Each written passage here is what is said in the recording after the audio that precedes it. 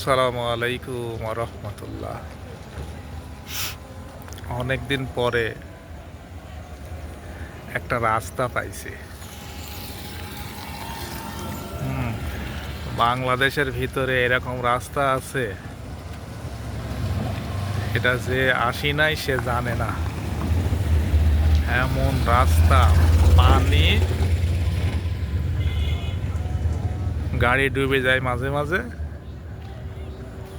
এই দিক দিয়ে আমরা আসতেছি নারায়ণগঞ্জ থেকে, এই যে নারায়ণগঞ্জ থেকে এইদিকে আসলাম, যাবো এইদিকে 300 ফিট উঠবো, 300 ফিটে যাবো আর কি। এটা 300 ফিটের রাস্তা। দেখেন চারিদিক উলু খ্যাত, চারিদিকে উলু খ্যাত, মাঝে মাঝে বাউন্ডারি করা, যারা ফ্ল্যাট প্লট কিনছে তাদের বাউন্ডারি করা।